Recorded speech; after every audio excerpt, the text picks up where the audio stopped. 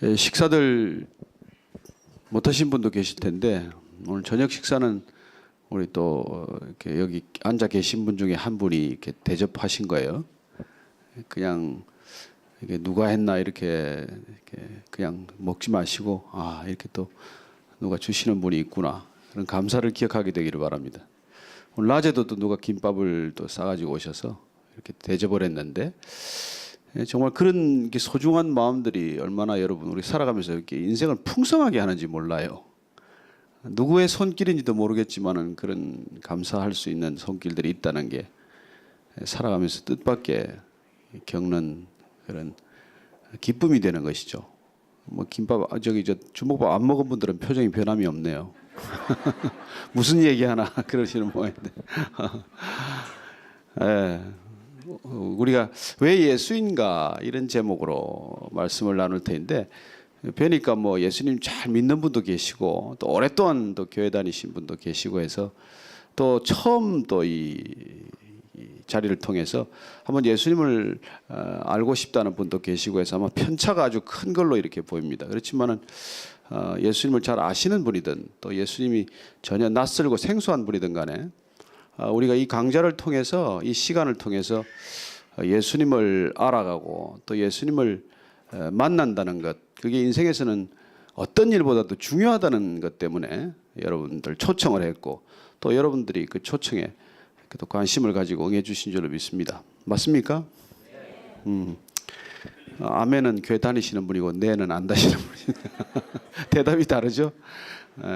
그러면 우리가 이게 원래 교회라는 게 이렇게 벽이 이게 없고 담이 낮아야 되기 때문에 안 믿는 사람 중심으로 이렇게 대답을 하시면 됩니다. 그래서 제가 한 번 더 물어볼 터인데 그때는 아멘보다 여기 예수님 궁금해서 오신 거 맞죠? 네, 그렇게 대답을 해주시면은 아멘이 무슨 소리인지도 모르는 분이 좀 덜 불편할 거라고 생각이 됩니다. 제가 교회 처음 나와가지고 참 굉장히 쑥스러웠던 게 이제 그런 호칭들이에요. 뭐 집사님, 뭐 장로님 그런 호칭이라든지 또 뭐 이렇게 설교 도중에 뭐 아멘 뭐 하는 거라든지 뭐 또 목사님 설교 도중에 손을 들고 할렐루야 뭐 이런 게 이게 왜 저러시나 이제 그런 게 굉장히 낯선 문화고 또 익숙지 않은 용어들인데 이제 나중에 알아가면 그게 편하고 또 그런 이렇게 말씀이 그런 표현들이 내 입에서 툭툭 튀어나오지만은 그 전까지는 그게 이렇게 익숙지 않은 것이죠. 또 제일 이제 또 서먹서먹한 게 또 이렇게 앉아 있는데 옆에 사람 쳐다보고 또 잘 오셨다고 인사하라고 그러면 내 얼굴도 보기 싫어서 여기 왔는데 옆에 사람 얼굴이 왜 보고 싶겠어요. 이제 그런 것들이 굉장히 이제 이 교회라는 게 하나의 독특한 문화가 있는데 그 문화들이 우리가 익숙지 않은 거기 때문에 불편한 거예요. 문화란 좋고 나쁘고가 아닙니다. 그게 그냥 나한테 익숙한 거냐 익숙지 않은 거냐의 차이일 뿐이지 그걸 좋다 나쁘다고 하니까 결혼해서도 싸우지 않습니까? 실컷 일껏 가서 프로포즈하고 무릎 꿇고 프로포즈하고 사람만 달라고 결심해놓고는 데려와서는 싸우기 시작하는 이유가 그게 문화의 차이인데 어떤 백그라운드에서 자랐느냐 거기에 따라서 다른 걸 우리가 이게 좀 포용하지 못하고 나하고 다른 걸 자꾸 나쁘다라고 생각하거나 틀렸다라고 생각하기 때문에 그런 일이 있는 것이죠. 예수님은 우리를 그렇게 좋다 나쁘다라고 하는 판단에서 자유하기를 원하시는 분이에요. 하나님께서 우리는 지으셨다 창조하셨다는 창조론을 믿는 사람들입니다. 진화론을 믿는 사람 입장에서는 말도 안 되는 얘기죠. 어떻게 이 복잡한 생태계 전체를 만들었다고 얘기할 수 있느냐 그렇게 말씀하실지 모르겠지만은 생명의 신비로 들어가면 들어갈수록 그것이 우연히 이 우주 공간에서 우연히 그 생명체가 탄생을 해서 그 생명이 이렇게 고등생물로 우연히 또 진화론적으로 발전했다는 게 얼마나 허구인지를 또 알게 되는 것입니다. 어느 쪽도 과학적으로 100% 검증할 자료는 없어요. 진화론도 믿음이고 창조론도 믿음이거든요. 근데 어쨌든 우리가 창조론이라는 걸 받아들이기로 또 혹은 잠시 동안 그걸 우리가 받아들이는 입장에서 이렇게 성경적인 이해를 한다면 하나님께서 우리를 지으셨는데 우리 인간을 만드셔서 완벽한 세팅에다가 두셨어요. 에덴 동산이라고 하는데 두셨는데 거긴 뭘 해도 좋아요. 그냥 뭐 거의 100% 진짜 자유예요. 근데 딱 한 가지 자유를 금한 일이 있었습니다. 뭐냐면 선과 악을 알게 하는 나무의 과실은 먹지 말아라. 우리가 말하는 선악과는 먹지 말라고 얘기를 하신 것이죠. 그러니까 우리한테 모든 자유를 허락했는데 한 가지 금한 것, 자유를 제한한 것, 금지한 것이 우리에게는 선과 악을 판단하는 거라고 말씀하십니다. 왜 우리가 그런 선과 악을 판단하지 말라고 하셨을까요? 나중에 오늘 결론 부분에서 한 번 더 얘기를 하겠습니다. 그 전에 그 선과 악을 알게 하는 나무의 과실만 먹지 말고 나머지 99.99%가 자유롭다. 이게 중요한 과제예요, 우리한테는. 이게 엄청난 선물이라는 것입니다. 여러분은 어떤 선물이 가장 소중하세요? 인생에 무슨 선물이 가장 소중하세요?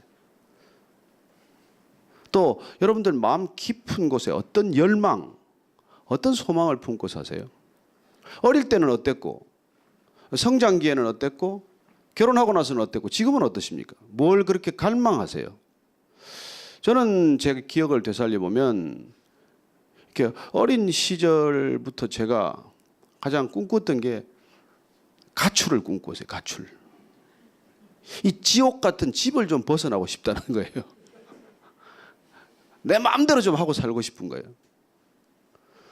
여러분 이렇게 마음대로 하고 싶다는 거, 그게 저한테는 굉장히 강한 열망이었어요. 왜 제가 그런 이렇게 자유를 꿈꿨는지 사실은 저 자신을 쭉 돌아보니까 제가 일찍 이렇게 아버님을 너무 일찍 이어해서 얼굴도 기억이 안 나는데 어머님이 저를 아주 이렇게 독하게 키우셨어요. 그래서 특별히 저 고향이 또 남쪽이어서 어머님 막 목소리가 이 교회 여러분들 목소리 다 합친 것만큼 크신 분이고, 또 이제 아버지가 안 계시니까 늘 이제 본인의 부담이 아버지 역할을 내가 해야 된다는 것 때문에 저희 어머님이 이 양성의 역할을 다 하신 거예요. 그래서 아버지처럼 저를 때리고, 그러고 나서는 또 어머니처럼 껴안고 울어요. 그러면 때리기는 왜 때리고 울기는 또 왜 오나, 이게 자꾸만 혼란스러운 거예요. 이게 사랑이란 말인가, 자꾸 이렇게 이게 사랑하는 방식인가, 이런 게 갈등이 오는 것이죠.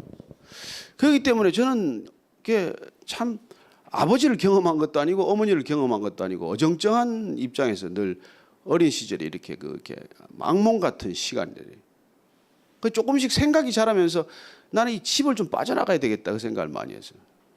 근데 뭐 가출도 뭐 한두 차례 해봤지만은 어디 가서 오래 있을 때도 없고, 또 친구 집에도 가서 며칠 있다 보면 그냥 금방 눈치가 보이기 시작을 하고, 그래서 또 돌아와야 하고. 그러나 어쨌든 제 마음속에는 이렇게 자유롭고 싶다는 열망이 많았어요. 그래서 직업을 구할 때도 나는 가장 자유로운 직업을 찾기 시작을 했어요. 뭘 하면 가장 자유로울까? 어떤 직업을 하면 가장 자유로울까? 그렇게 생각해서 선택한 직업이 저는 언론인이었어요. 마음대로 뭐 이렇게 좀 이렇게 쓰고 말이죠. 마음대로 비판도 좀 하고. 그렇게 좀 해보겠다고 이제 언론사를 지망을 했는데, 대학을 한 10년, 대학원까지 10년쯤 다니고 언론사를 딱 지원하려고 보니까 그 당시에는 78년도에 한국일보사하고 이제 문화경향만 남았어요. 근데 원래 뭐 실력이 출중한지라 두 군데 다 합격을 했어요. 근데 이제 제 친구가, 사랑하는 친구가 동아일보사에 근무를 했는데, 그 친구는 뭐 보통 친구는 아니에요. 초등학교 6년, 중학교, 고등학교 3년, 또 대학을 가기 전에 대성학원 1년을 같이 다니고, 또 대학교 정예과를 같은 대학 같은 과를 같이 간 친구예요. 그러니까 뭐 평생 친구죠. 그런 친구가 이제 저를, 제가 언론사를 지망한다는 걸 알고는 한 가지 귀중한 팁을 준데, 그게 절대로 신문사에 가서는 안 된다는 거예요. 본인은 동아일보사에 근무하는데 왜 그러냐 그랬더니, 이제 신문의 시대가 지고 이제 방송의 시대가 열리는데, 이왕 자네는 가려면 이렇게 방송국을 가라는 거예요. 그래서 이제 한국일보사를 미련 없이 이제 그냥 그만두고 문화경향, 그 당시에 MBC와 경향신문이 합쳐져 있을 때여서 그곳에 이제 입사를 78년도에 한 것입니다. 그런데 문제는 수습 기간이 반씩 돌아가면서 해야 돼요. 먼저 신문사로 발령이 났어요. 근데 제가 이제 신문사에서 매일 이제 뭐 하루 종일 취재하다가 돌아오면은 이른바 수습 일지라는 걸 써야 되는데, 대학 노트를 나눠주고 무조건 쓰라는 거예요. 근데 제가 대학원에서 아르바이트를 남의 논문 써주고 학교를 다녔습니다. 그래서 지금 저는 논문 대필 사건을 보면 아주 속으로 고소해요. 자식들 돈 좀 있다고 말이지 학위를 살려다가 저런 꼴을 당해야 돼 이런 생각이 있는데 하여튼 그 당시에 꽤 많은 돈을 받고 논문을 이렇게 몇 편 써주고 학교를 다녔던 기억이 납니다. 그래서 쓰는 거는 좀 자신이 있어요. 그래서 이제 뭐 갔다 와 수습일지를 쓰라고 그러니까 수습일지를 잔뜩 쓴 거예요. 그래서 뭐 남들 보통 한두 장 가지고 낑낑 매는데 대학 노트 한 막 3페이지, 4페이지 막 심지어는 6페이지까지 쓰고 그래서 이제 그쪽 경향신문 수습을 참 잘 마치고 방송국으로 이제 다시 옮기는 날 너는 방송국 갔다 다시 돌아올 거지. 근데 제가 웃으면서 아니요 저는 MBC로 갈 겁니다. 그래가지고 이렇게 몹시 맞았던 기억이 있어요. 너는 왜 방송국을 가려고 그러냐? 갈 것 같으면은 왜 그렇게 수습 일지를 많이 썼냐는 거예요. 아니 술에서 썼죠. 그때 왜 그렇게 많이 써서 매일 읽게 만들고 피곤하게 만들고 갈 거면 쓰질 말든지 그러지 그랬니? 어쨌든 방송국을 가기로 했어요. 가서 언론사에 있던 것이 20여 년, 25년간 있게 됐습니다만은 가장 자유로울 거라고 생각했던 직장인데 어땠을까요? 그렇게 썩 자유롭지 않았어요. 가장 쓴맛을 본 게 뭐냐니까 유명한 아파트 뭐 이름은 빼겠습니다. 그 아파트가 부실 공사를 했어요. 그래서 참 지금 들어보면 깜짝 놀라겠지만은 위층에 있는 목욕탕이 무너져서 아래층에서 목욕하던 사람이 다친 사고가 생겼어요. 얼마나 부실로 지었든지.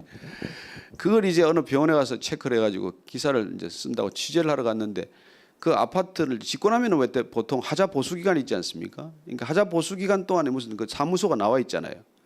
거기 이제 관리소장이 하나 나와 있는데 취재한다는 낌새를 알고 또 취재 간 날 제가 그 이 아파트로 올라가다가 엘리베이터가 이렇게 멈춰서 가지고 또 한 시간 뭐 서 있었어요. 갇혀 있었어요. 그러니까 일일이 그게 다 기사거리죠. 아파트에서. 얼마나 날림인지 아파트 옥상에 올라가서 이렇게 내려보니까 밑에 베란다가 들쭉날쭉해요. 고르지 않고. 그렇게 지은 그런 거예요. 근데 비싸기는 뭐 굉장히 비싼 아파트인데. 어쨌든 그걸 취재를 해가지고 나가는데 이제 그분 관리소장한테 붙들렸어요. 그래서 거의 끌려가다시피 관리소장 사무실로 가서 반회유와 협박을 받았어요. 이 기사를 빼주면 내가 특별히 생각하겠다고 그러면서 이렇게 봉투를 내밀었어요. 그래서 얼마인데요? 200만 원이래요 그때. 그게 79년인 초인 것 같은데 그때 제 월급이 그때 뭐 18만 원인가 이렇게 받을 때요. 그러니까 얼마나 큰 돈입니까? 근데 제가 웃으면서 그랬어요. 내가 당신같이 돈으로 모든 문제를 해결하는 사람들을 내가 그냥 두지 않으려고 내가 언론사가 기자가 됐는데 이걸 돈이라고 이걸 가져왔냐. 그래서 정말 그 얼굴에다 돈을 던지려다가 그 돈을 그냥 다시 놓고 나는 당신이 제발 세상 살면서 돈으로 안 되는 일이 있다는 거 좀 알았으면 좋겠다.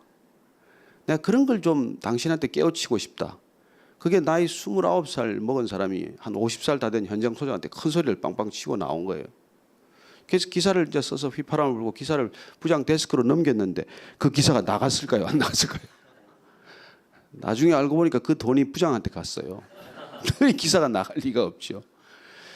그래서 첫 언론인 시절부터 이게 내 마음대로 하는 게 아니구나 이 직장에. 그 후에 무슨 뭐 국회도 출입을 하고 청와대도 갔지만 청와대를 나가면 대통령 기사를 마음대로 씁니까? 비판적인 기사를 마음대로 쓸 수 있을까요? 마음대로 못 씁니다. 제가 마지막 정권에 출입했던 김영삼 정권 때는 제가 작심하고 비판적인 기사를 한 10편 쓰겠다고 내가 떠나기로 결정을 하고 6편을 쓰고 청와대를 쫓겨났어요.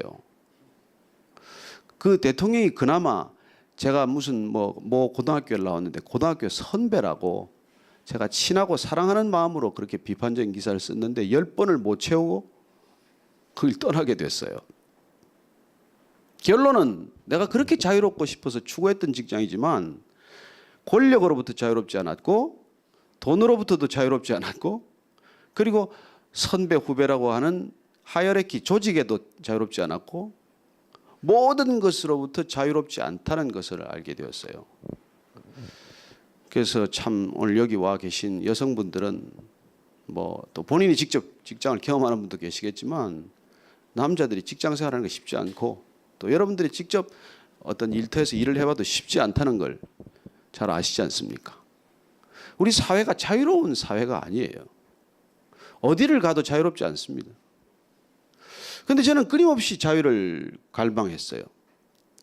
그래서 그렇게 자유를 갈망하다 보니까 뭐든지 마음대로 하고 싶다는 욕구가 있는 거예요. 뭘 좀 마음대로 해보고 싶다. 그래서 마음대로 술을 마셨어요. 먹고 싶을 때마다. 먹고 싶은 양만큼. 그랬더니 한 33년 술을 먹었더니 알코올릭이 되더라고요. 골프를 치고 싶을 때마다 치고 싶은데 직장 때문에 못 치니까 일요일마다 골프를 치러 나갔는데 그것도 한 몇 년 하니까 일요일마다 나가야 되는 골프 홀릭이 된 거예요. 그 좀 이렇게 부족한 돈을 이렇게 노름판에서 보충해 쓰겠다고 틈만 나면은 이렇게 포카를 하고 카드를 열심히 하다 보니까 밤을 새워서 걸핏하면 포카를 하다가 저는 승률이 한 7, 80% 정도 되는 건 좋았는데 이제 그 투전판에서 빠질 수가 없는 거예요. 뭐 장이 섰다고 오라 그러면은 그 안 가면은 다음 판에 또 빠져야 되니까. 그래서 어장을 놓칠 수가 없어서 또 밤이고 낮이고 거길 또 가고 밤을 새우는 그런 일들이 있는 것입니다. 무슨 얘기를 제가 드리는 겁니까? 여러분들이 뭐든지 마음대로 하고 싶다고 하면 그 결과가 뭔지 짐작이 가십니까? 그게 중독이라는 거예요. 여러분들이 우리 인생에 뭐든지 마음대로 자유롭게 추구하는 것들이 우리를 자유롭게 하는 게 아니라 언젠가는 우리를 얽어매는 덫이고 올무가 되어서 그것들 때문에 우리가 중독에 빠진다는 것입니다. 여러분들 가정마다 겪고 있는 어린아이들 자녀들의 게임 중독이라는 게 뭐 별겁니까? 우리는 다른 대상에 중독됐을 뿐이고 우리의 자녀들은 아직까지 그 중독에 이르지 못하고 그냥 소박한 게임에 중독되어 있는 상태예요. 그렇지만 그 아이들을 게임 중독으로부터 끌어낸다는 게 가능합니까? 거의 불가능해요. 거의 불가능해요. 본인이 피투성이가 되어서 자기가 끊어야 되겠다는 레슨을 받을 때까지 부모의 힘만으로는 거의 불가능한 상황입니다. 그래요. 하고 싶을 때마다 생각날 때마다 마음먹을 때마다 자유롭게 무언가를 추구하는 세상, 이 세상 가운데서 그 자유롭게 추구한 결과는 뭐냐는 거예요. 그게 무엇이든 그 대상이 어떤 것이든 우리는 중독으로 반드시 가게 되어 있다는 것입니다. 여기 뭐 이 시간에 지금쯤 오신 분들은 쇼핑에 뭐 중독은 안 되시겠네. 지금 이 시간에도 쇼핑을 헤매는 분 계실 거 아니에요. 보니까 제가 쇼핑 중독자를 유심히 보니까 뭐 입지도 않아요. 쓰지도 않아요. 그런데 그냥 사는 것 자체에 중독이 되는 그런 분들이 의외로 많더라고요.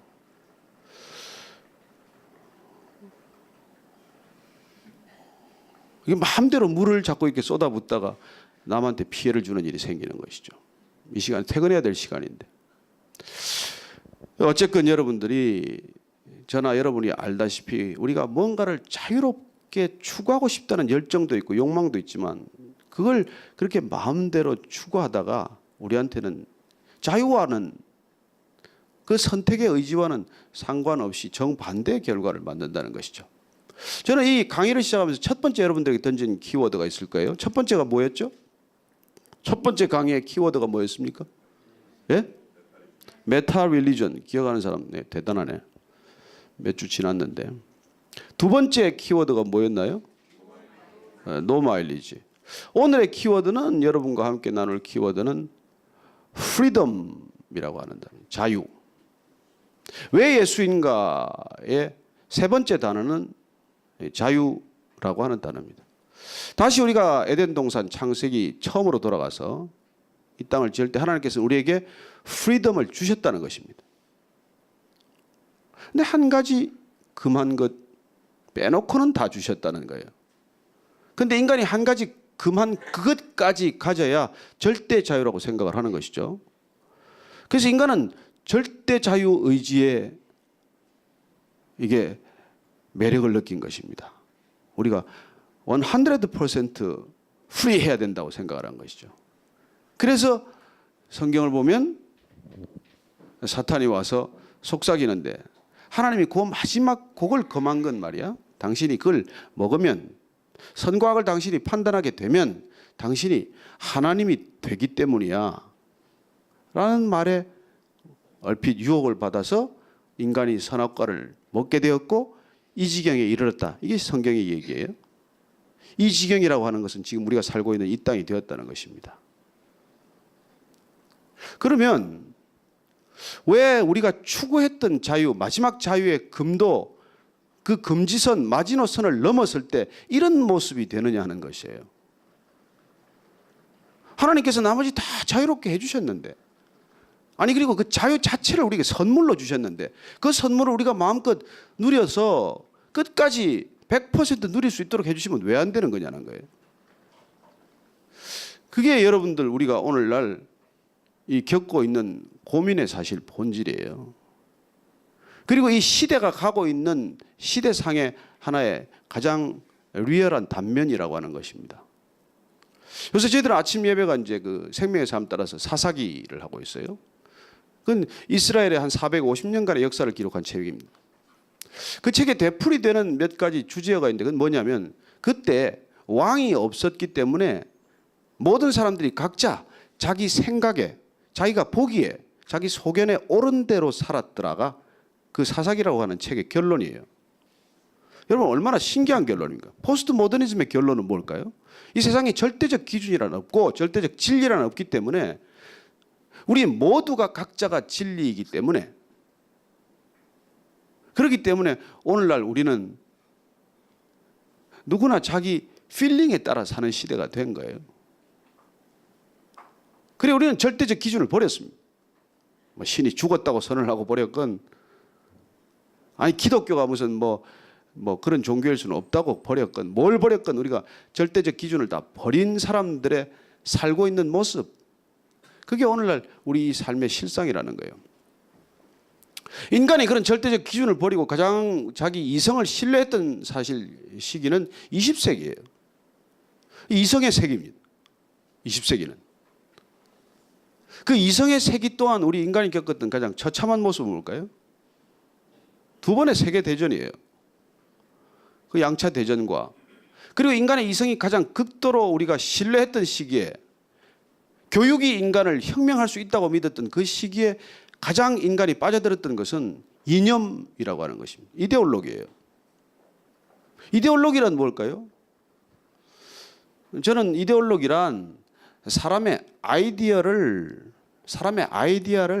아이돌로 만드는 거라고 믿습니다. 사람의 생각일 뿐이에요. 그러나 그걸 우상으로 만든 것이죠.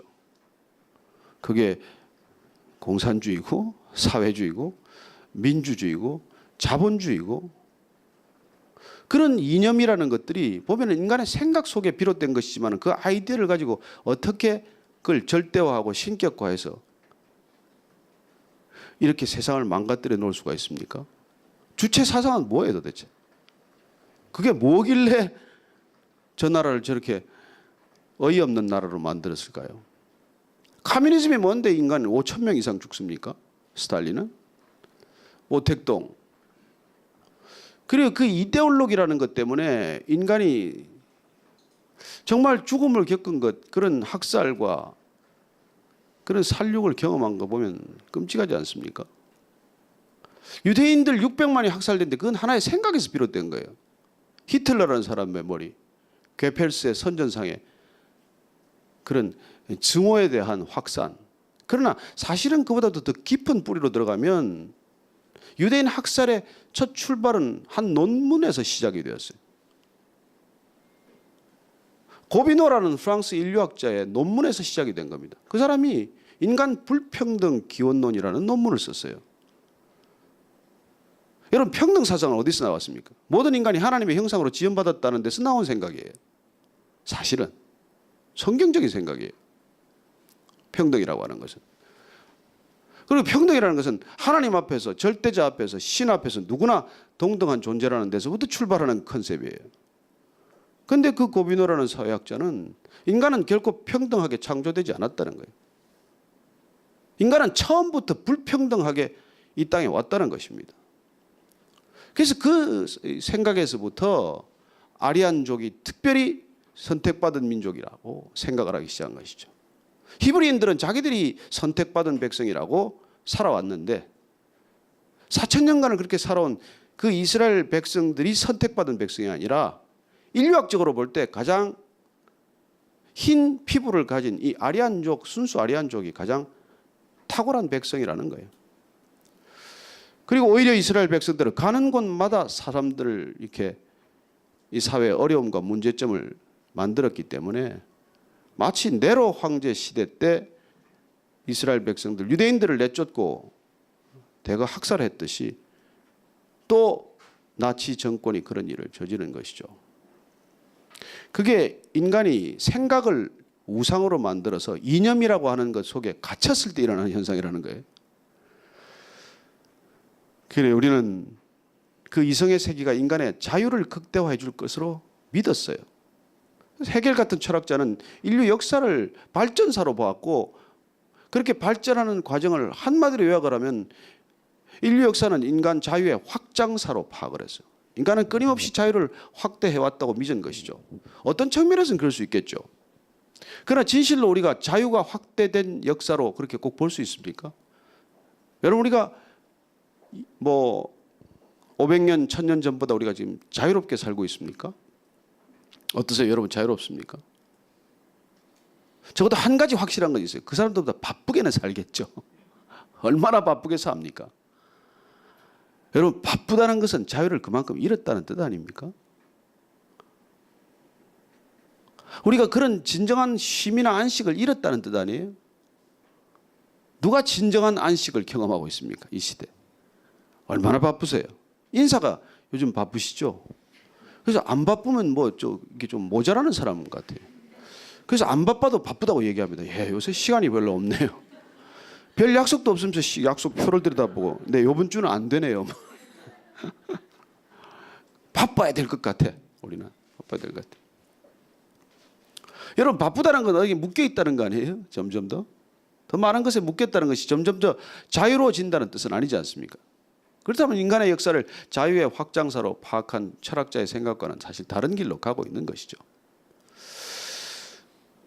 그래요. 그러면 하나님께서 우리에게 그 많은 자유를 주셨는데 내가 하나님이 되고 싶은 욕망, 내가 선과 악을 판단하는 기준자의 입장에 서고 싶다는 욕망, 그걸 한번 우리가 건드렸을 때 일어나는 이 많은 현상들을 우리가 한번 따라가 보자는 것이죠. 놀랍게도 하나님께서 우리에게 뭘 시기나 질투해서 그 마지막 자유를 허락하지 않으셨겠어요? 그건 하나님께서 우리에게 인간에게 모든 것을 허락하실 때 한 가지를 기억하라는 얘기예요. 선과 악을 판단하지 말라는 것은 나는 창조자고 너는 피조물이라는 걸 기억하라는 거예요. 조금 더 우리가 표현을 달리하면 하나님은 시간과 공간으로부터 제약받지 않는 존재이지만 인간은 시간과 공간에 갇혀 있는 존재라는 뜻입니다. 우리가 시간과 공간의 제약 속으로 들어와 있기 때문에 그렇게 형상화되어 있기 때문에 우리는 진정한 의미에서 절대적 기준 앞에 세울 수 있는 선과 악을 판단할 능력이 없는 존재예요. 우리는 시간적으로 보더라도 지극히 제한된 찰나와 같은 시간에 존재하는 존재입니다. 공간적으로도 우리는 이 시간에 있으면서 다른 곳에 있을 수 없는 사람이에요. 여러분들이 베이직 교회 오늘 이 시간에 여기 오기로 결정하셨으면 다른 어떤 곳에도 우리는 같이 있을 수 없는 것입니다. 그렇기 때문에 우리는 시간과 공간 밖에 있는 분이 판단하는 기준을 도저히 가질 수 없다는 뜻이에요. 그래서 저와 여러분이 옳고 그르고를 판단하는 것이 왜 문제가 되는지를 깊이 생각하셔야 합니다. 저 사람 저거 틀렸어. 여러분 그 사람이 틀렸다는 기준이 뭡니까? 첫째 내가 기준이죠. 두 번째는 그 사람을 잘 알아서 그렇게 정죄를 하거나 판단할까요? 아니면 잘 몰라서 그럴까요? 오죽하면 인디안 속담에 그 사람 신발 신고 오리를 걷지 않으면 그 사람 판단하지 말라고 그러겠어요. 그리고 어쩌면 우리는 그 사람의 신발을 신고 그 사람의 생애를 살았다면 그 사람처럼 살 수밖에 없는 인간들이에요. 그러나 내가 그에게 그 시간에 그 자리에 있지 않았다는 이유로 지금 그 시간 그 자리에 있는 사람을 우리는 내 시간과 내 기준과 내 공간적 관념 속으로 우리는 비판하지 않습니까? 그래서 우리는 다르다는 것을 불편하게 여기고 다르다는 것을 비난하거나 비판하는 자들이 되기 쉽다는 것이죠.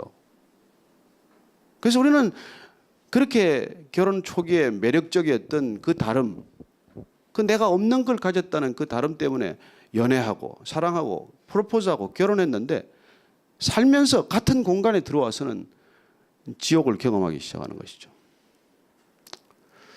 그나마 이게 지옥을 경험하면서도 이 다르다는 걸 결국 다양성으로 인정해 가기 시작하면 해피엔딩이 될 수 있는데, 그 다르다는 것을 다양성으로 인정하지 않고 그걸 옳고 그름으로 분별하기 시작을 하면 이제 지옥을 경험하는 것이죠. 그래야 하나님께서 우리에게 그토록 우리를 사랑하니까 만들지 않았겠어요? 그렇게 사랑하기 때문에 우리를 그렇게 에덴 동산에까지 두셨는데 뭐가 부족해서 우리한테 그걸 금하셨겠어요? 금한 이유가 있겠죠. 어쩌면 우리가 독극물 병에다가 그림을 그려놓지 않습니까? 해골을 이렇게 그려놓잖아요. 그건 절대 손대지 말라는 것이죠. 아무리 호기심이 가더라도, 아무리 입에 찍어 발라 먹고 싶더라도 그건 손대지 말라는 거죠. 그건 우리가 자녀들을 사랑하기 때문에 높은 데 두고 벽장 속에 넣어두고 만지지 못하게 해골표 그림을 그려놓고 어떻게 했든지 그건 이렇게 손이 자라지 않는 데다가 두고 싶어 하는 것이죠. 하지 말라고 하는 것이죠. 그게 아이들을 우리가 시기해서도 아니고 아이들을 우리가 미워해서도 아니고 단지 그 아이에게 그것이 치명적이기 때문에 하지 말라는 것이라는 거예요. 자, 우리는 절대적 그 기준을 버렸기 때문에 우리는 드디어 모든 기준을 잃어버리기 시작한 것입니다. 여러분, 절대적 기준을 잃어버리면 상대적 기준은 아무 의미가 없어요. 그래서 포스트 모더니즘이라는 것은 상대적 기준 속에서 서로의 기준을 인정하지 않는 시대로 접어들었다는 뜻이에요. 내 기준이나 무슨 큰 차가 있냐는 것이죠. 도나 모나 뭔 차이가 있냐는 거죠, 결국은. 그래서 우리는 이 세상 속에 그야말로 어떻게 보면은 걷잡을 수 없는 혼란 속으로 지금 빠져들고 있는 것입니다.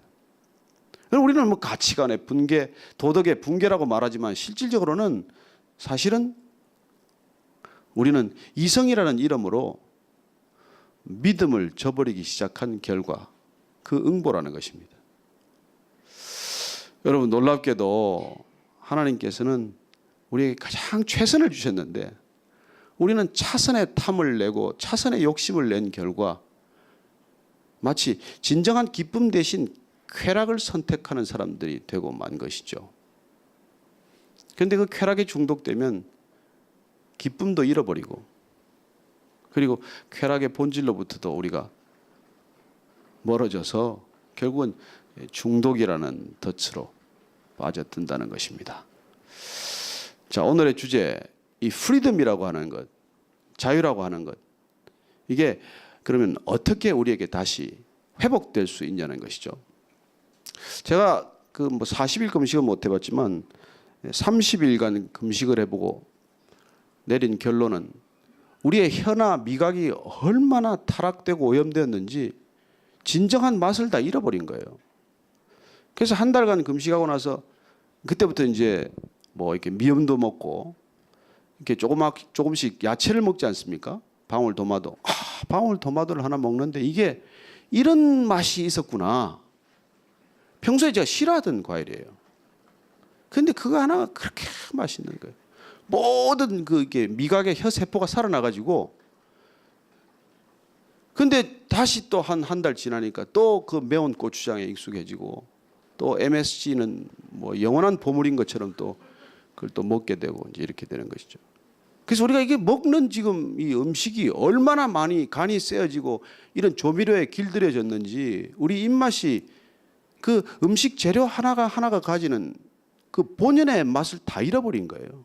그냥 먹어도 충분한 음식들인데 그걸 그냥 지지고 볶고 튀기고 그냥 그래가지고 온갖 그냥 조리법이 우리의 미각을 다 이렇게 흐트러 놓는 거랑 마찬가지죠. 그래서 우리가 진정 이 자유를 추구한 결과 마음대로 먹기를 추구한 결과, 맛있는 걸 먹기로 선택한 결과 우리는 진정한 음식, 이 땅에 그냥 그 모습 그대로 먹어도 괜찮은 음식들을 우리가 다 이렇게 놓쳐버리고 만 것이죠. 저는 여러분들이 정말 오늘 이 시간을 통해서 내가 다시 한번 내 인생 가운데 추구해야 될 가치를 한 번 더 확인하게 되시기를 바랍니다. 프랑스 혁명이 일어났어요. 1879년에. 기치로 내세웠던 게 뭐겠어요? 세 가지 기치를 내세웠습니다. 프랑스 혁명에서 내걸었던 구호가 자유, 평등, 박애. 예. 그래도 뭐 조금 사회 시간에 관심을 가졌던 분은 기억이 나는데 보통 분들은 뭐 프랑스 혁명하니까 레미제라블만 생각이 나고 다른 건 생각이 아마 안 나는 모양이네요. 그래 처음 내버렸던 기치는 자유였습니다. 자유. 자유는 가슴을 설레게 하는 단어죠. 자유를 갈망하는 사람이 또 누가 있을까요? 가장 갈망하는 사람들이 노예 아닐까요? 노예. 노예의 삶에 가장 갈망하는 것은 어떻게든지 노예 신분으로부터 벗어나서 자유인이 되는 것 아니겠어요? 그래서 하나님께서 이 성경의 큰 역사의 물줄기를 노예로부터 해방에서 시작을 하는 것입니다. 그건 인간에게 가장 소중한 가치를부터 문제를 풀어가겠다는 하나님의 방식이에요. 그래서 우리는 엑소더스라고 하는 출애굽이라고 하는 것들로부터 진정한 신앙의 물줄기가 흐르기 시작하는 것이죠. 자유를 경험하는 것, 진정한 자유를 경험하는 것. 제가 아까 언론사에서 취직해서 그 일을 시작했다고 하지만 자유를 추구하러 들어갔다 가보니까 이건 이런 또 과목이 없어요. 그리고 매일 전하는 뉴스가 전부 밴 뉴스들이에요. 밴 뉴스. 그걸 들으면 들을수록 스트레스 받는 뉴스예요. 그건 알면 알수록 마음이 우울해지고 어두워지는 뉴스들이에요. 그런 것들을 전하다가 그 전하는 시스템 전체가 보니까 이게 거대한 올감이에요. 올감이. 그냥 머리끝이 이렇게 딱 끼어가지고 빠져나올 수 없는 올감이에요. 죽을 힘을 다해서 살았지만 사실은 죽을 힘을 다해야 살아남을 수 있는 조직이기 때문에 그래요. 뭐 마음대로 술 먹고 안 먹고도 할 수도 없어요. 그냥 잔이 돌아가면 그냥 다 먹어야 돼요. 남녀 없이. 그래서 그런 직장에서 살면서 살아남겠다고 시작하는 게 그렇게 된 거죠. 근데 제가 어느 날 예수님을 알게 돼서 첫 번째 가슴을 친 단어가 이 자유라는 단어예요. 요한복음 8장 32절에 그런 말씀이 있어요. 내가 너희에게 이런 이 말이 너희 가슴에 담기기만 하면 너희가 진정한 자유를 알게 될 터인데 이 진리를 알게 될 터인데 그 진리가 너희를 자유케 하리라는 단어예요. 내 말이 너희 안에 거하면 너희가 진리를 알지니 진리가 너희를 자유케 하리라. 이 말씀을 제가 읽고 얼마나 가슴이 뛰었는지 몰라요. 내가 추구해왔던 자유는 세상의 방식으로 얻어지는 게 아니라는 건 알았는데 그럼 어떤 방식으로 이 진정한 자유를 얻게 될 것이냐는 거예요. 그런데 그 답이 예수님께서 하시는 말씀을 내가 그 말씀을 내 가슴 속에 담고 그 진리를 살기 시작하면 그런 자유를 맛볼 거라는 거예요. 그래서 제가 이걸 한번 테스트 해보기로 결정을 했어요. 테스트를 해보기로. 예수님의 말대로 살면 진짜 자유함을 경험할 수 있을까? 그래서 결정을 내렸습니다. 세 가지 결정을 내렸어요. 지난번에 한번 말씀드렸겠지만 첫째는 내가 이렇게 안 좋은 버릇 가운데 거짓말을 하지 않기로 결정을 했어요. 두 번째는 술을 끊기로 결정을 했어요. 세 번째는 제 아내의 말을 끝까지 들어주기로 결정을 했어요. 그리고 이때까지 나를 자유롭게 한다고 믿었던 것들로부터 내가 이제 돌아서기로 결정을 하고 내가 자유를 추구한다고 걸어갔던 길을 되돌이킴으로써 한번 예수님하고 게임을 해보자는 생각이었어요. 그래서 당신이 무슨 말을 했는지 내가 한번 들어보자 그러면. 그래서 부지런히 읽기 시작했어요. 그래요. 부지런히 읽은 그 말씀들 한마디 한마디가 저한테 다가오기 시작하면서 제 안에 전혀 다른 인생의 기준들을 만들기 시작했다는 것입니다. 그래서 예수님께서 말씀하신 그 말씀이 우리한테 오면 우리가 무엇을 경험하는 거니까 내가 지금까지 생각해왔던 생각의 모든 체계가 세상이 주는 언어, 세상이 가르쳐준 지식의 언어로 우리의 생각의 골이 깊게 파여져 있다는 것을 경험한다는 것입니다. 그래서 사실 성경에서 읽는 말이나 예수님이 하시는 말씀을 들으면 지금까지 우리가 살아왔던 인생의 회로와는 전혀 다른 회로라는 것을 직감적으로 알 수 있는 것이죠. 그리고 우리가 너무 차이가 나고 너무나 우리가 거리가 먼 것들이어서 사실은 우리가 살아낼 수 없다는 것을 깨닫게 됩니다. 여러분, 이 언어라고 하는 것들이 얼마나 우리를 무섭게 사로잡고 있는지 말씀드렸습니다. 공자는 그런 얘기를 했어요. 부지언이면 부지인이라고 그래서 그 사람의 말을 모르면 그 사람 모른다고 말합니다. 사람을 안다는 건 그 사람 말하는 걸 아는 거예요. 그 사람 말을 통해서 아는 것이죠.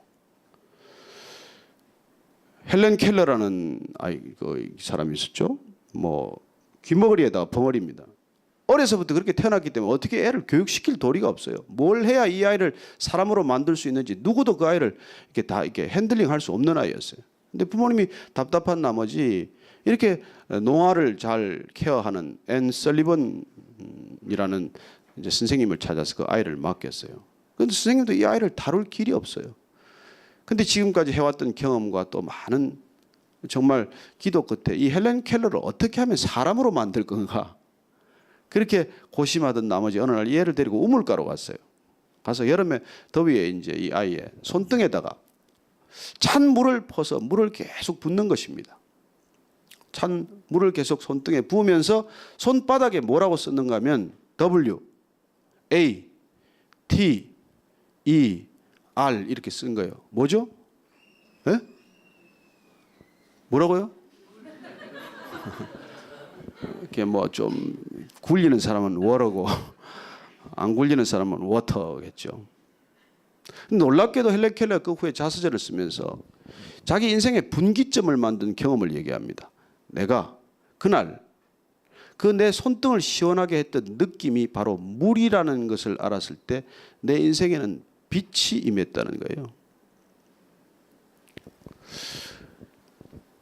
여러분, 우리 인생에 어떤 섬광처럼 지나가는 빛이 우리는 직관이라고 생각하기가 쉽지만 사실은 언어라고 하는 것입니다. 언어라고 하는 것. 하나님 하고 부를 때 그 하나님이라고 하는 언어가 곧 하나님이에요. 그래서 우리 인생 가운데 이렇게 해결되지 않는 이 수많은 문제를 풀 수 있는 분이 하나님이구나 하는 생각이 정리되기 시작하는 걸 경험하는 것이 우리가 영적인 여행이 시작되었다는 거예요. 인간이 모든 이 문제를 주관하고 있고 인간이 모든 문제를 풀어나갈 수 있다고 믿는 그런 거대한 사고 체계 속에서 하나님이라는 존재를 인정함으로써 그분이 이 문제의 시작이고 이 문제의 끝이라는 걸 우리가 자각하기 시작하는 게 우리의 영적인 여행의 시작이라는 것입니다. 그 얘기를 해주기 위해서 예수님이 오셨다는 거예요.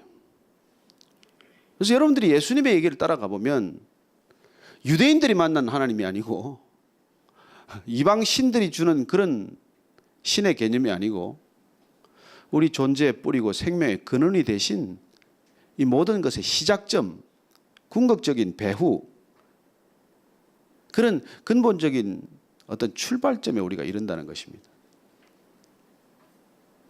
그래서 이 모든 것들이 나로부터 시작된 것이 아니라 하나님으로부터 시작되었다는 것을 우리가 인정하기 시작하는 일들이 일어나기 시작하는 것이죠. 여러분, 내가 나로부터 시작했습니까? 이 땅에 오는 게 여러분 뜻이었어요? 지금 우리 주위에 얽혀 있는 이 수많은 문제들이 다 나 때문에 빚어진 일들입니까? 어느 것 하나로부터도 나로부터 시작된 건 없어요, 사실. 우리는 정말 거슬러 올라가면 이 모든 것들이 하나님으로부터 시작되었다는 것을 깨닫게 되는 것이죠. 그걸 깨닫도록 해주신 분이 우리 예수님께서 가르쳐 주신 목적이라는 것입니다. 그래서 저는 여러분들이 우리가 왜 인생에 예수 그분이 답이어야 하고 그분이 답인가, 또 왜 그분을 만나야 하는가에 대한 이 얘기를 하나씩 풀어가고자 하는데, 우리가 궁극적으로 추구해야 될 가장 중요한 가치가 이 자유라는 것 때문에 여러분들에게 그분을 소개하기로 결정한 것입니다. 왜냐하면 그분을 만나지 않으면 제가 자유롭게 살고자 했던 모든 시도가 나를 자유롭게 하기는커녕 나를 점점 더 묶어가는 바로 덫이 되고 올가미가 되기 때문에 그렇다는 것입니다. 우리는 이 세상의 많은 문제를 해결할 수 있는 수단을 갈망해요. 다는 돈이라, 대부분 돈이라고 생각을 하죠. 돈만 있으면 뭐 다 해결이 될 것 같아. 돈만 많으면 지금 이 고통이 뭐 얼마나 다 순식간에 풀어질지 모르겠어요. 영국의 헤롯 백화점 회장이 그렇게 고백을 했습니다. 자기가 돈을 번 이유를 자꾸 이제 누가 물어보니까 나는 딱 한 가지 목적이라는 거예요. 내가 하기 싫은 일을 다 남한테 시키기 위해서 돈 벌었다는 거예요. 근데 이분이 어느 날 깨달았다고 말합니다. 내가 돈으로 시킬 수 없는 게 하나 있다는 걸 깨달았다는 거예요. 그게 뭐냐니까 내 인생의 진정한 소명을 발견하는 일이었다라고 고백합니다.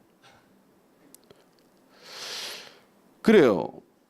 내 인생에 무엇 때문에 이 인생이 시작됐고 나는 무엇을 위해 살아야 하고 어떤 가치가 내 인생의 진정한 가치인지를 그걸 찾는 일은 누구한테 시킬 수가 없는 일이라는 거예요. 저는 여러분들이 그 소명이나 그 가치를 하나님 안에서 발견할 수 있다고 믿는 사람입니다. 그리고 그렇게 찾아낼 수 있게 되기를 바라기 때문에 여러분과 이 여행을 시작한 것이죠. 왜냐하면 그 여행은 자유롭게 가지 않으면 갈 수 없는 여행입니다. 어디 묶여서는 더 이상 갈 수 없는 여행이에요. 어느 끈에 묶여 있어서는 더 이상 가다가 주저앉고 마는 여행이기 때문입니다. 그래서 우리의 여행은 하나님을 추구해 가는 여행이 될 것입니다. 인간이 아까 에덴 동산에부터 시작된 하나님으로부터 벗어나는 여행, 하나님으로부터 탈출하는 여행, 하나님을 거부하고 하나님을 없다고 부정하고 부인하는 그런 여행의 길이 아니라, 그 여행의 결과가 궁극적으로는 여행이 아니라 방황이 되고 말았다면 우리는 방황이라는 데 종지부를 찍고 목적이 뚜렷한 다시 여행길 여정으로 되돌아가자는 것입니다.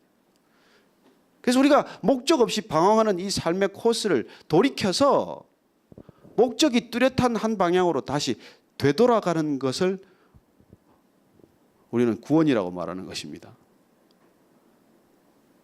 그래서 저는 저와 여러분들이 지금까지 이렇게 방황해가는 코스를 일단 정리를 좀 하고, 그리고 우리를 구해줄 수 있다고 믿고 우리를 행복하게 할 수 있다고 믿고 우리를 문제를 본질적으로 해결해 줄 수 있다고 믿는 그 많은 수단들이 사실은 속임수에 불과하다는 걸 우리가 얼른 깨닫고, 그래도 이만할 때 빨리 돌이키자는 것입니다. 여러분들이 이만한 때 빨리 돌이키자는 것입니다. 왜냐하면 그분 안에서만 자유로울 수 있기 때문입니다. 여러분, 돈 안에서 자유할 수 있을까요?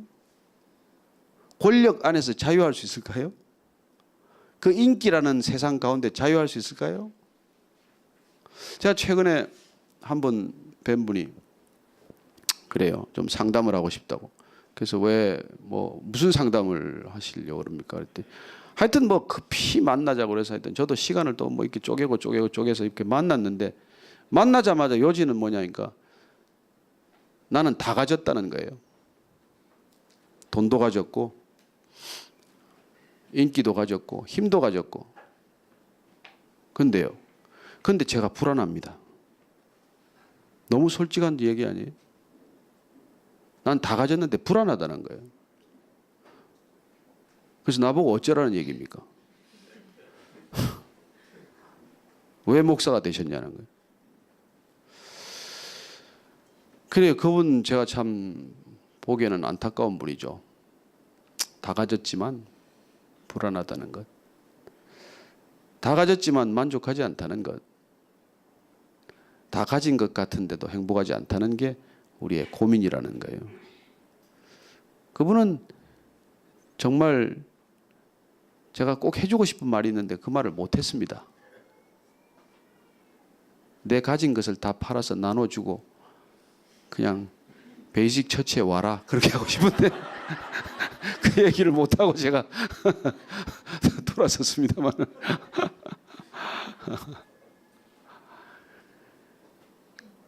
여러분, 우리가 소유가 문제를 해결하지 않는다는 건 다 알아요. 소유가 우리 문제를 본질적으로 해결하지 않는다는 걸 누가 모르겠습니까? 그러나 알아도 어쩌겠습니까? 포기하지 못하는 것을. 우리가 이름을 아무리 내도 그 이름 나는 게 소용이 없다는 걸 다 알기는 알아요. 그러나 무시당하면 못 참는 게 우리인데 어떡하겠어요? 그래요. 우리가 교회를 다녀도 자유롭지 않다는 게 문제입니다. 아니, 교회를 다니면 더 자유롭지 않아진다는 게 오늘날 가장 큰 문제예요. 우리를 보면 자유를 느끼는 게 아니라 더 많은 짐을 지고 가는 사람 같아서 예수님은 초청하실 때 수고하고 무거운 짐진 자들아 다 내게로 오라. 내가 너희를 쉬게 하리라. 그렇게 말씀하셨다고 얼핏 들은 것 같은데 교회 다니는 사람들 보면 짐을 하나 더 지고 가는 것 같아서 가기가 어려운 거예요. 누구 책임입니까? 우리 책임이죠. 예수님 책임입니까? 여러분, 우리가 예수님을 따를 때 그분을 만났다는 것은 이 세상적 기준으로부터 더 이상 묶이지 않고 자유해졌다는 것을 말하는 것입니다. 그렇다면 우리는 이 세상 사람들보다 얼마나 자유롭겠어요? 왜 그런 자유를 우리에게 하나님께서는 선물로 주셨을까요? 여러분, 그때 우리 인생이 활짝 꽃피기 때문입니다. 우리 인생이 만개한다는 거예요. 풀 블라썸 한다는 것입니다. 자유로울 때 가장 창의력이 되는 것이죠. 자유로울 때 가장 뜨겁게 사랑할 수 있는 것이죠. 자유로울 때 가장 열정적이 될 수 있는 것이죠. 그러나 여러분, 그 사랑이 식어버리면, 그 열정이 식어버리면 그 열정 때문이 아니에요. 우리가 무언가에 자꾸 억압받고 속박되기 때문에 그런 거예요. 그래서 여러분들이 지금 신앙을 잘 가고 있나 못 가고 있나는 건 딱 하나예요. 기준은. 내가 점점점 자유해지고 있나? 아니면 점점점 눈치를 더 살피고 있나? 점점 사람들의 인식과 사람들의 인정에 목말라 있나? 아니면 점점 그런 것들로부터 자유해지고 있나? 이걸 여러분 자신이 바로미터로 삼아야 된다는 것입니다. 우리가 교회 나와서 얻을 게 뭐 있어요? 교회는 얻으러 오는 것 아니에요. 버리러 오는 곳이에요. 세상은 얻으러 다니는 곳이에요. 깡통의 크기만 다를 뿐이지. 그러나 교회는 얻으러 오는 곳 아니에요. 교회는 여러분들이 가진 걸 다 버리러 오는 곳이에요. 그래서 헌금통 만들어 놓지 않았어요. 버리라고. 거기다 버리라고. 그래요. 여러분, 지식은 쌓아가는 것이고 지혜는 버려가는 것이에요. 여러분들이 하루에 하나씩 버리지 않으면 지혜로워지지 않습니다. 뭘 더 자꾸 쌓는데 뭐 짐이 더 무거워지지 무슨 지혜가 생기겠어요. 그래서 점점 무거운 짐이 되어서 그나마도 이사를 자주 다니는 사람들은 짐이나 줄기나 하지. 한 곳에 오래 살면 누울 곳도 없어요. 짐이 많아서. 그 무슨 뭐 가시나무 생가 뭐 그런 노래 가사도 그렇죠. 내 안에 내가 너무 많아. 당신이 쉴 곳 없나? 뭐 어쨌대나 저때나. 저는 예수님을 만난 사람들의 특징은 보면 압니다. 자유롭다는 거예요. 우리가 뭐 앉아서 예배도 드리고 기도도 하지만 어쩌면 기도도 자유로운 기도가 되는 것이고 찬양도 자유로운 찬양이 되는 것이고 예배도 자유로운 예배가 되는 것입니다.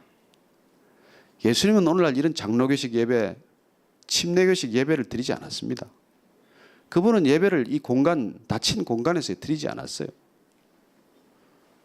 그분은 성전 안에서만 기도하지 않았습니다. 그분은 우리에게 하나님과의 교제, 하나님과의 만남, 하나님과의 동행이 전적인 자유함이라는 것을 가르쳐 주신 분이십니다. 그래서 오늘 세 번째 강의의 주제어는 프리덤이라고 말씀드렸지만 우리는 가장 이성이 극도로 발달한 시기에 사실은 자유를 다 잃어버리게 되었습니다. 2차 대전까지를 경험한 에릭 프롬이라는 사회 심리학자죠. 그분의 이제 유명한 책 이름이 Escape from Freedom이에요. 자유로부터의 도피라고 하는 책이죠. 그는 이해할 수가 없었어요. 왜 이렇게 독일 민족들이, 이 게르만 민족, 이렇게 출중하고 탁월한 이성적이고 논리적인 게르만 민족이 어떻게 해서 도대체 히틀러 같은 작자한테 열광할 수 있느냐는 거예요. 어떻게 괴테나 쉴러를 배출한 나라에서, 어떻게 헤겔이나 그런 유명한 철학자를 배출한 나라에서, 베토벤이나 모차르트나 바하와 같은 음악가를 배출한 나라에서 히틀러한테 미친 듯이 저렇게 열광할 수 있느냐.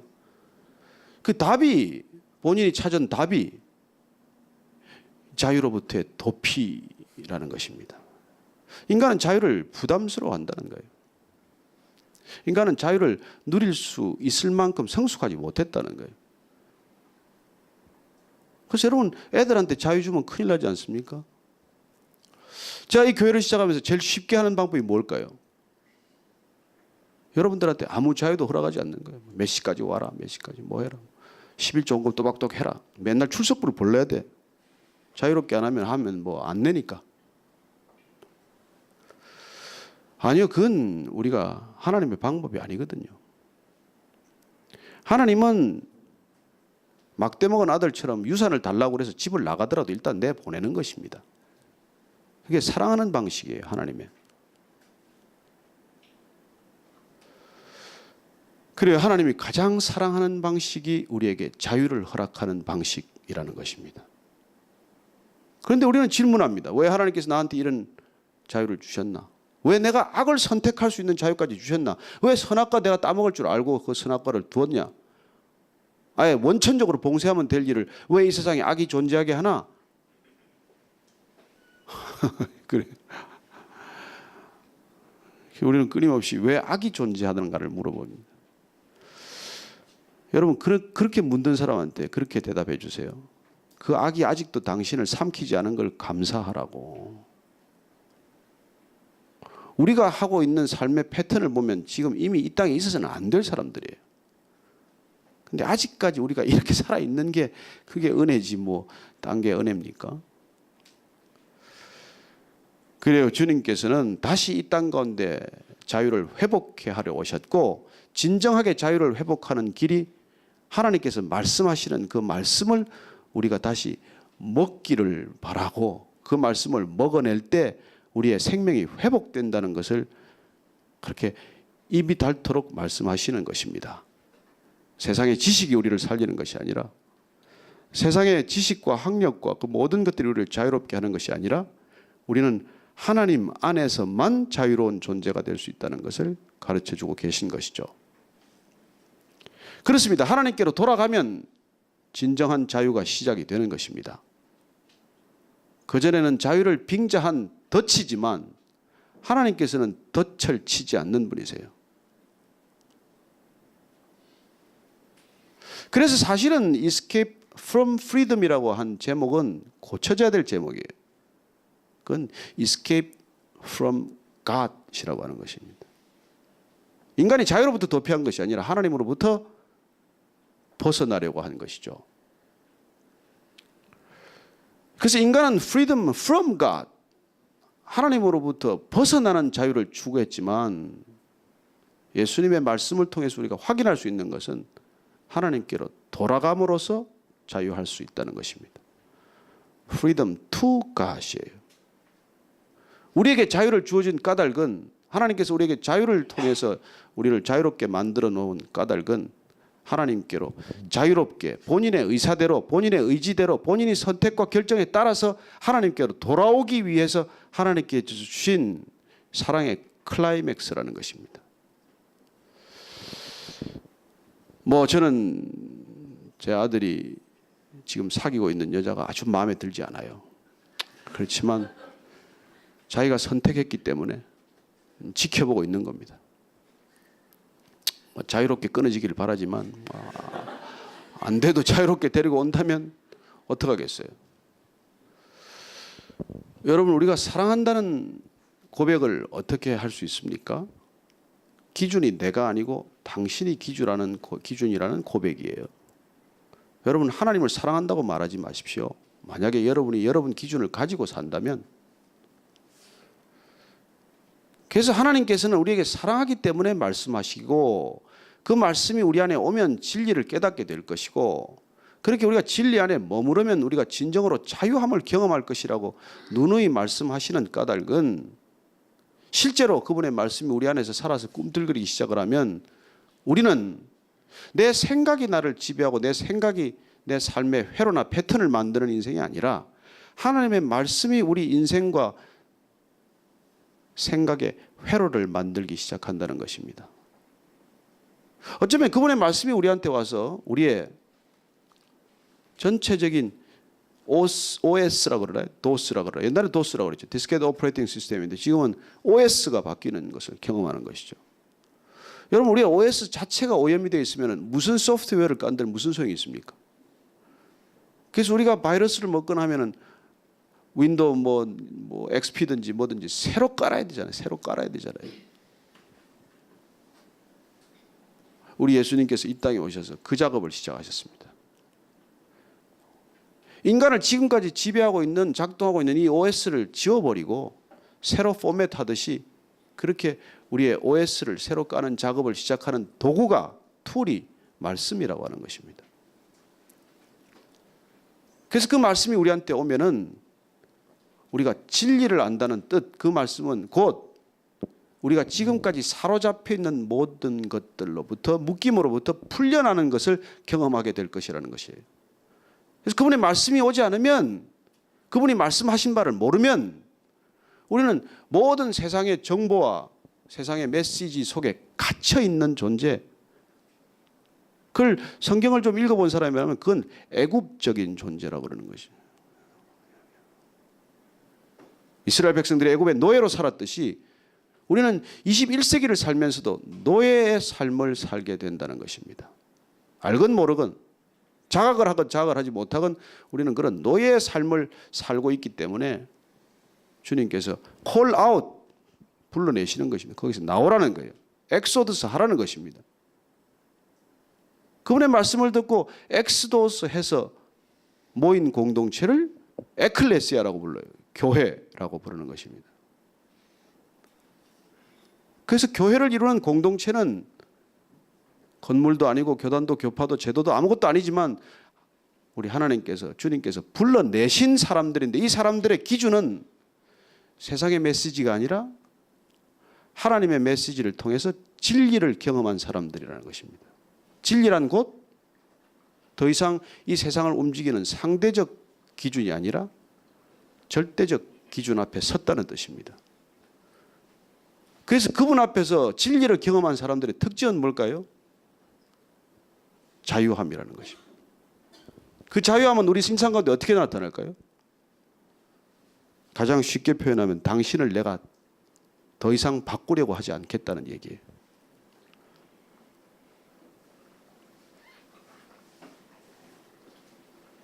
사람은 사람이 바꿀 수 없습니다. 그래서 주님을 깊이 만났다는 뜻은 뭘까요? 더 이상 누군가를 내 생각, 내 기준에 따라서 변화시키고 싶다는 욕망으로부터 구원받았다는 뜻이에요. 여러분, 누구를 변화시키고 싶습니까? 누구를 바꿔놓고 싶으세요? 주님이 말씀하십니다. 니나 바뀌어라. 내가 지금 계속 얘기하는 것은 네가 바뀌라는 것이다. 그 얘기예요. 여러분, 우리 자유의 클라이맥스는 누군가를 바꾸고 싶다는 열망으로부터 벗어나는 것입니다. 모든 사람들이 그 열망에서 벗어난 곳을 하나님 나라라고 부르는 것입니다. 저는 그런 자유함이 여러분들 가정에 있기를 바라고 이 교회에 있게 되기를 바랍니다. 왜 예수 그리스도입니까? 세 번째 단어는 freedom이라는 것을 기억하고 돌아가시게 되기를 바랍니다. 우리의 freedom은 not freedom from God, but freedom to God입니다. 하나님께로 향한 자유. 그 자유가 진정한 자유라는 것입니다. 그 자유를 경험하기 시작할 때 우리는 세상 모든 것들로부터 풀려나는 것을 경험하게 된다는 것입니다. 그러면 여러분이 돈을 좀 벌어도 좋고 못 벌어도 좋고 좀 건강해도 좋고 뭐 병이 들어도 좋고 그리고 사람들이 좀 알아줘도 좋고 전혀 몰라줘도 좋고 그런 자유함을 경험하게 될 것입니다. 젊은 사람들 간에 말이 있어요. 부러워하면 지는 거랍니다. 지지 마십시오. 여러분들이 누굴 부러워하겠습니까? 그래요. 우리가 예수님을 따라가는 이 여행이 정말 예수님 안에서 날마다 더 자유해지는, 그래서 우리의 영혼이 높은 곳으로 날아오르는 것을 경험하게 되시기를 바랍니다.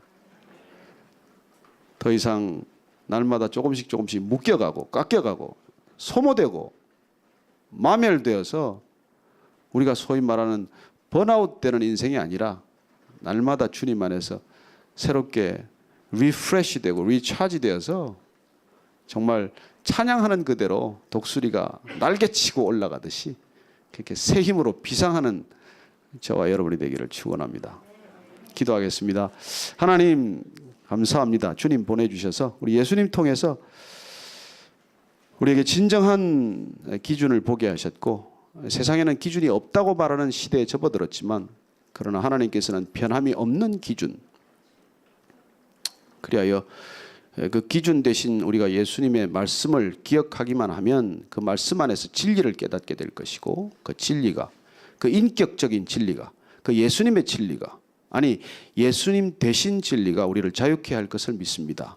하나님 또 한 주간의 삶 가운데 그렇게 저희들을 만나주시고 이끌어 주셔서 날마다 우리를 감옥 속으로 그리고 사슬 속으로 묶어가는 이 세상 가운데 진정한 자유를 누리고 노래하게 하여 주옵소서. 예수님 이름으로 기도합니다. 아멘. 아멘.